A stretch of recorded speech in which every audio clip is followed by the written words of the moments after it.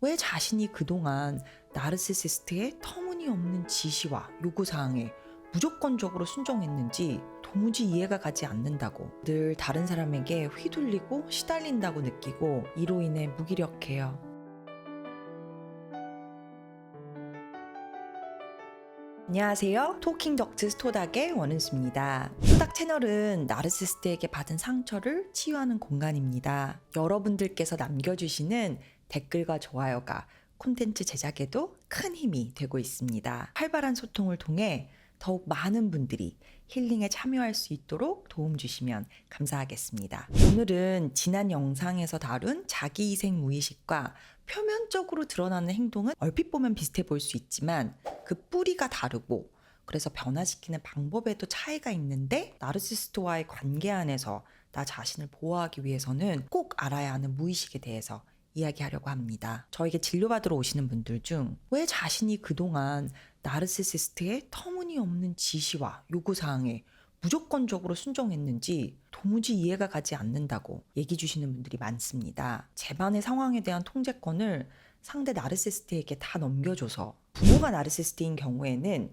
자녀가 성인이 되고 나서도 외모를 어떻게 꾸밀지, 어떤 직장을 선택할지, 배우자 누구를 만날지 부모가 지시하면 그게 설령 본인이 원하는 방향이 아니더라도 자신의 욕구는 억누른 채 부모의 지시사항에 무조건적으로 순응했고, 배우자가 나르시시스트인 경우 경제력, 자녀 양육 관련 결정권, 개인적인 생활 방식에 대한 통제권을 전부 넘겨서 1대1의 동등한 관계가 아닌 명백한 상하 관계로 결혼 생활을 유지했어요. 직장에서도 본인이 업무적으로 꼭 자신의 의사를 밝혀야 하는 상황에서도 나르시시스트 상사나 동료가 자신들의 이해관계로 반대 의사를 내면 그대로 순응하게 되고, 결국 그로 인해 내 업무에 큰 손실이 생기는 상황이 반복되기도 했고요. 그리고 이런 행동 패턴이 건강하지 않고 내가 그로 인해 너무 괴롭고 때로는 나를 압도시킬 정도의 강렬한 분노를 느끼는데도 나도 모르게 나르시시스트에게 복종해 왔다고 하세요. 이런 분들은 내가 누군가에게 온전히 복종하지 않으면 막대한 보복을 당하거나 아니면 처절하게 버림받을 것이라는 무의식적 두려움이 마음속에 강렬하게 자리 잡고 있을 가능성이 높습니다. 실제로 어린 시절 부모가 자녀에게 감정과 욕구를 표현하는 것은 나쁘다는 메시지를 지속적으로 주입했거나 자신의 말에 무조건적으로 복종하지 않으면 매섭게 처벌을 했을 가능성이 높고요. 그래서 이런 처벌받거나 버림받을지도 모른다는 위협감으로 인해 자신에 대한 통제권을 상대방에게 넘겨주고 자신을 지배하도록 내버려두게 됩니다. 그러면서 자기가 원하는 바나 자신의 기분, 특히 화가 나는 기분을 억누르고 대신 다른 사람의 욕구와 요구에 무조건적으로 순응해요. 그리고 마음속으로 본인의 욕구와 감정이 타당하지 않고 다른 사람들에게 중요하지 않다고 여겨요. 그래서 늘 다른 사람에게 휘둘리고 시달린다고 느끼고 이로 인해 무기력해요. 자신은 늘 힘이 센 사람에게 좌지우지 될 수 있는 존재라고 여기고 주변에 가까운 사람을 실제보다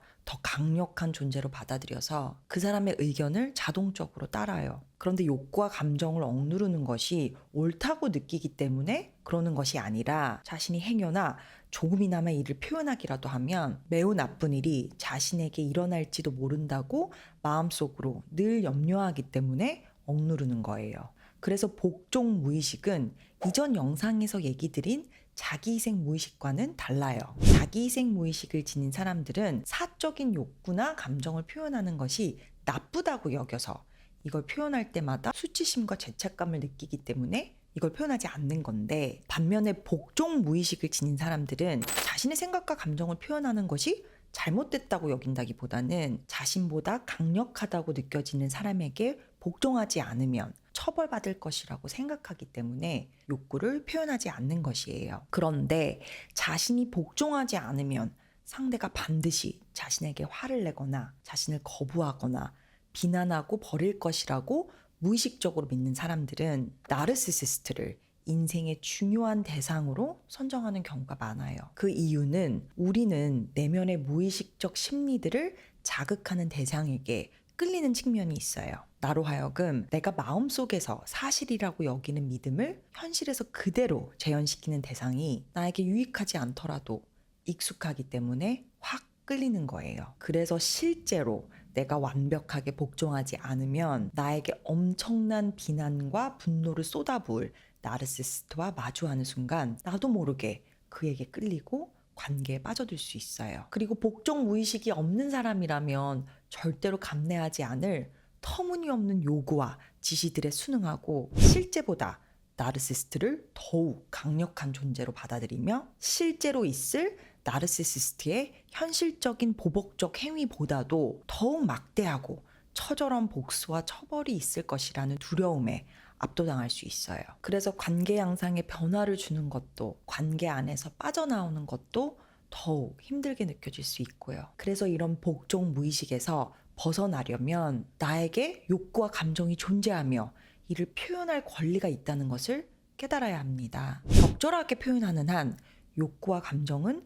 표현하는 것이 옳은 방법이고 또한 건강한 사람이라면 내가 그렇게 했을 때 결코 처벌적인 행동을 보이지 않을 것이라는 사실을 인지해야 합니다. 만약 상대방이 내가 욕구와 감정을 표현했을 때 실제로 앙가품할 나르시시스트적 성향이 두드러진 사람이라면 내가 관계 안에서 나의 감정을 표현하지 않는 것이 방법이 아니라 그 사람과 거리를 두는 것이 정답이겠죠. 오늘 영상 내용이 공감되셨다면 구독과 좋아요를 통해 더욱 많은 분들에게 이 영상이 닿을 수 있도록 도움 주시면 감사하겠습니다. 오늘 토킹은 여기까지.